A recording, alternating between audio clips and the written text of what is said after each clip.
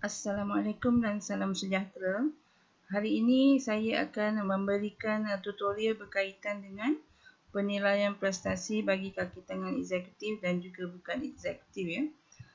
Selalunya kita terlepas pandang ya, selalu banyak syarikat yang terlepas pandang berkaitan dengan borang penilaian prestasi ini ya, pada ketika mereka mula-mula melaporkan diri di syarikat. Jadi mengikut pengalaman kami adalah penting ya bagi anda memberi mereka borang ini ya untuk mereka tahu supaya mereka memahami bahawa pada hari pertama mereka melangkah kaki ke syarikat dan bekerja di syarikat, perkara yang penting adalah bagaimana mereka boleh mengekalkan prestasi cemerlang ya untuk membantu syarikat mencapai matlamat, dan pada masa yang sama mereka diberi imbuhan gaji ya atas sumbangan yang telah mereka lakukan. Jadi mereka tidak hanya bertumpu untuk mendapatkan gaji ya dengan memberikan prestasi yang sederhana. Okey, borang yang ini wajiblah anda sebagai majikan memberi kepada mereka ya dan mengisi borang ini supaya mereka tahu apakah bidang tugas yang mereka mesti lakukan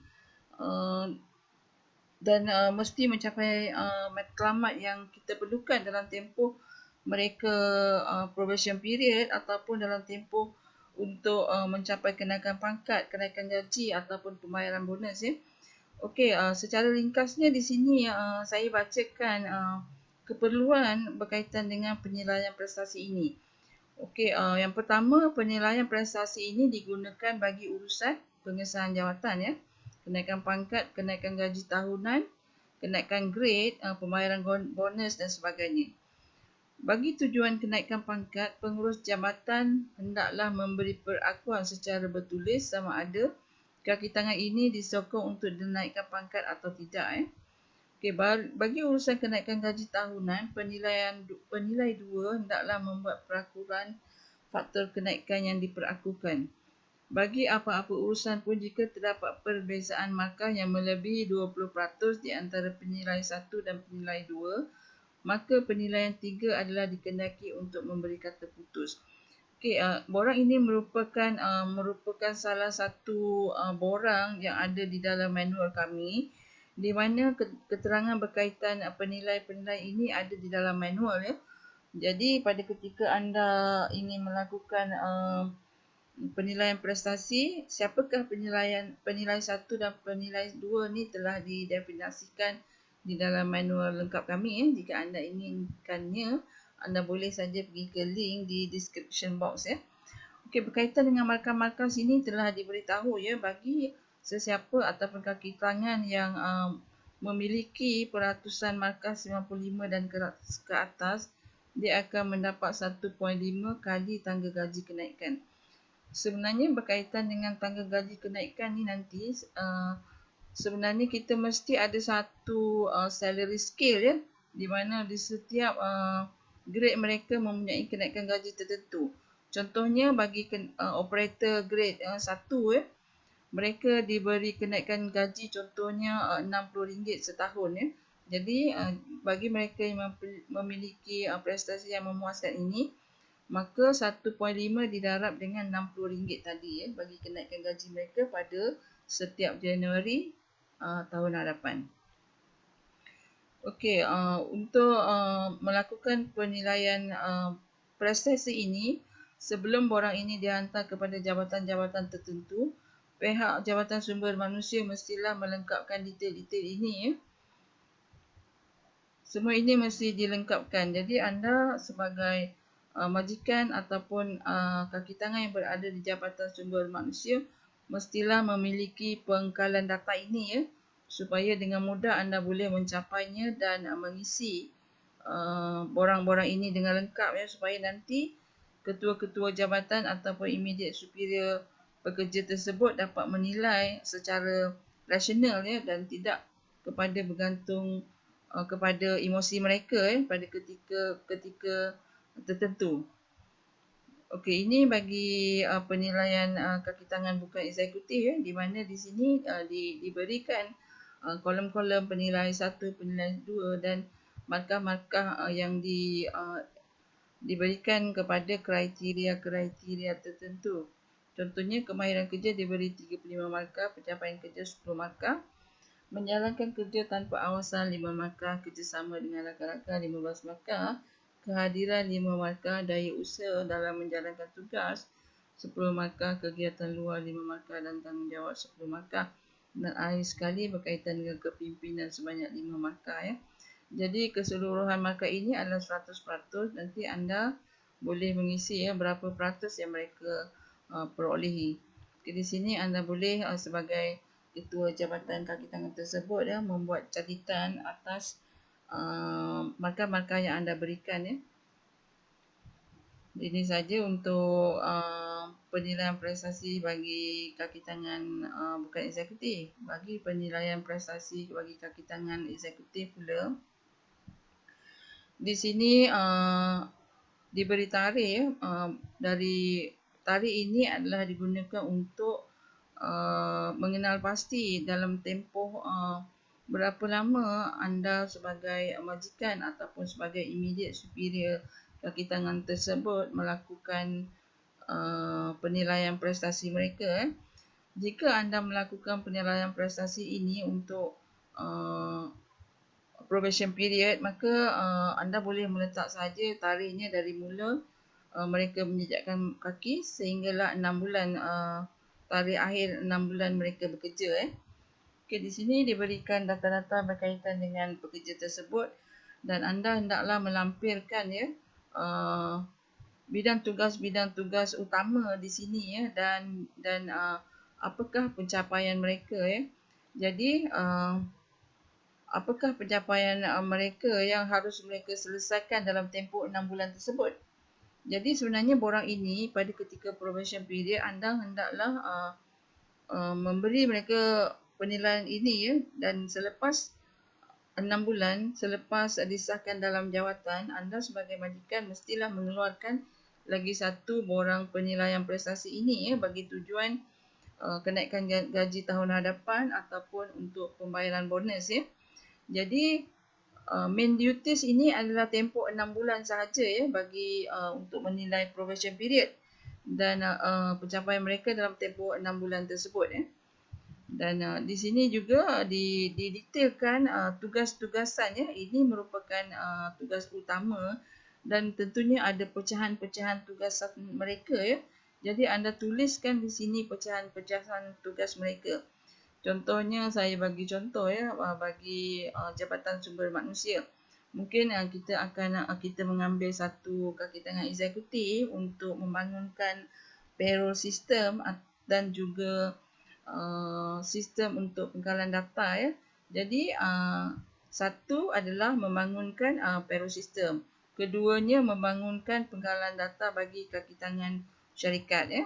Okey, di sini anda boleh target ya dalam tempoh 6 bulan mestilah dapat menjalankan sistem tersebut dengan sempurna ya.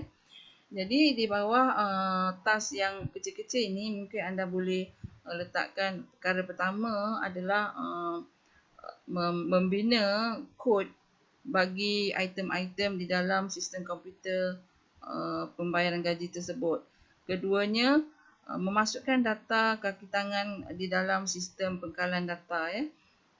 Dua contoh. Jadi di sini anda boleh letakkan timing bilakah selesai. Mungkin dalam tempoh 4 bulan pekerja ini dapat menyelesaikan perkara tersebut ya.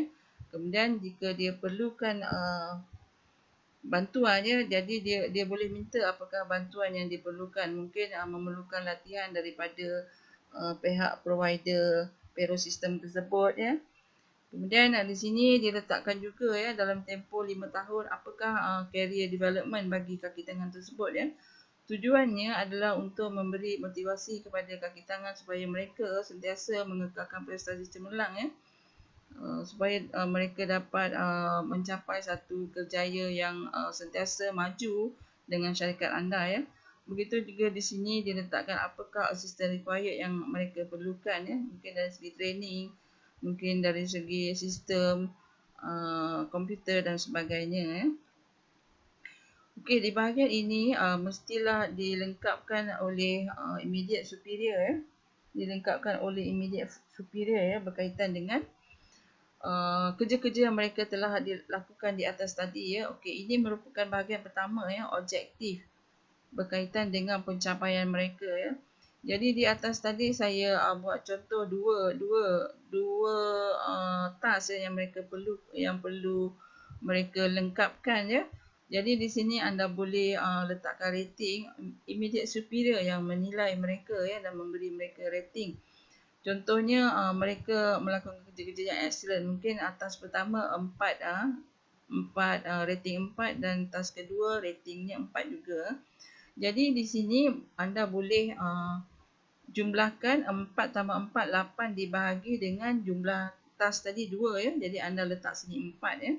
Kemudian untuk mendapat points, memandangkan keseluruhan markah adalah 20. Jadi anda boleh letakkan di sini 4 darab 5 ya. Multiply 1 by 5 ya. Jadi maksudnya darabkan total dalam bahagian pertama ini 4 darab dengan 5 ya. Jadi 20 markah ya. Jadi pekerja ini mendapat markah yang penuh ya. Okey, berkaitan dengan job knowledge juga anda boleh letakkan markah-markah mereka ya berkaitan dengan kriteria-kriteria yang telah kami letakkan di sini ya.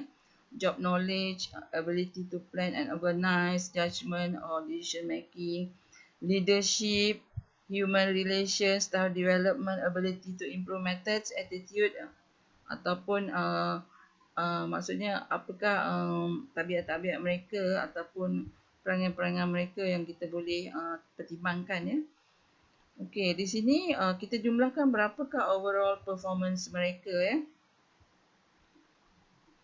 Di sini overall performance ini kita boleh katakan sama ada mereka below average, average ataupun above average setelah anda melakukan penjumlahan di sini ya.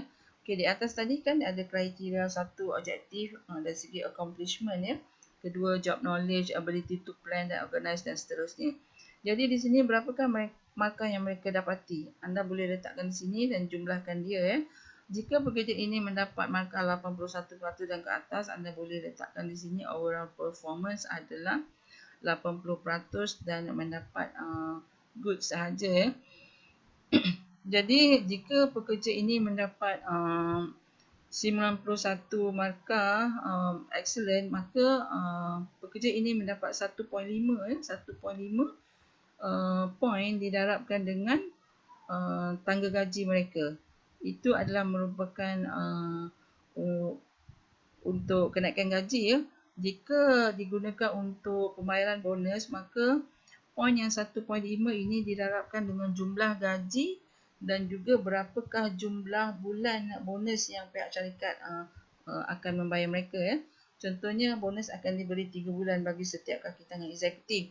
Jadi bagi kaki tangan ini mendapat 1.5 darab dengan gaji dan juga didarab dengan 3 bulan. Itu adalah merupakan pembayaran bonus ya. Bagi kenaikan gaji seperti yang saya beritahu 1.5 katalah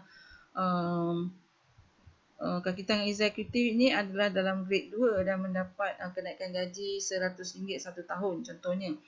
Jadi kaki tangan ini pada awal Januari nanti akan diberi 1.5 didarab dengan RM100 ya, dicampur dengan gaji mereka pada hujung tahun nanti. Jadi itu adalah merupakan 3 exercise ya yang kita gunakan borang penilaian prestasi ini untuk menilai prestasi mereka dan membuat keputusan dalam pengesahan jawatan, kenaikan pangkat, kenaikan grade, pembayaran bonus dan juga kenaikan gaji pada awal tahun pada setiap tahun ya. Jadi borang ini adalah amat penting ya kerana kita mesti faham mereka datang ke syarikat adalah untuk memberi khidmat ya. Dan khidmat itu akan dibayar dengan mereka mendapat gaji setiap bulan. Jadi perkara penilaian prestasi inilah yang amat penting untuk kita pegang ya, untuk mereka hari-hari mestilah melihat apakah bidang tugas yang mereka mesti selesaikan dan mereka mesti capai target time frame yang telah pihak majikan letakkan ya. Jadi selalunya pihak syarikat terlepas pandang berkaitan dengan borang penilaian prestasi ini ya. Jadi saya pun melihat ya anak-anak saya bekerja, mereka memang tidak diberi borang penilaian prestasi ya. Jadi keburukannya adalah selalunya ada dua keburukan ya, kepada pihak pekerja dan juga kepada pihak majikan ya. Kepada pihak pekerja nanti kalau kita tidak prihatin dengan borang penilaian prestasi ini ya dan tidak meminta kepada majikan membuat borang ini, nanti akhirnya pada ketika dalam tempoh penilaian prestasi akan tamat, majikan akan terlupa apakah pencapaian yang anda lakukan dalam tempoh 6 bulan tersebut ya. Mungkin nanti pada bulan ke-6 anda ada masalah kecemasan ataupun sakit. Jadi pada ketika itu pihak majikan akan menganggap, selalunya menganggap anda sebagai pekerja yang tidak cemerlang dalam melakukan tugas ya. Jadi adalah penting anda minta kepada majikan inginkan bidang-bidang tugas anda ditulis dengan lengkap ya. Dan juga anda perlulah meminta bantuan-bantuan yang anda perlukan untuk menyelesaikan kerja ini ya, supaya nanti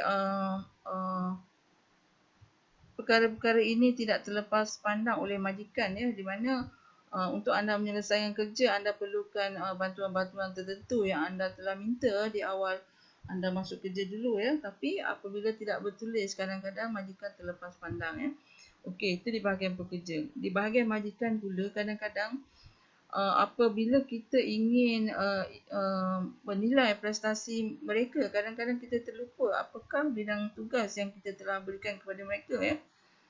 Dan pada ketika kita tidak puas hati mereka, kita tidak majikan tidak mempunyai bukti ya, apakah tugasan-tugasan yang telah kita berikan kepada mereka dan bilakah time frame sepatutnya mereka menyelesaikan tugas tersebut. Jadi saya nasihatkan kepada majikan anda perlu ataupun mesti mengambil tahu berkaitan dengan borang penilaian prestasi ini ya, dan diberikan kepada kaki tangan anda. Kepada kaki tangan baru juga anda mestilah meminta kepada majikan untuk diberi borang penilaian prestasi ini pada ketika anda mula bekerja ya. Jadi anda minta kepada mereka define tugas anda yang sebenarnya ya. Dan define juga apakah tugasan-tugasan kecil anda dan bilakah time frame anda menyelesaikan tugas tersebut, dan berbincang dengan mereka apakah bantuan-bantuan anda yang anda perlukan ya untuk menyelesaikan tugas-tugas ini. Jadi ini adalah berkaitan dengan kepentingan ataupun betapa pentingnya borang penilaian prestasi ini untuk dilaksanakan di syarikat anda ya. Penting bagi kaki tangan yang bekerja dan penting juga bagi majikan. Itu saja untuk tutorial berkaitan dengan penilaian prestasi kaki tangan. Untuk hari ini, Assalamualaikum warahmatullahi wabarakatuh.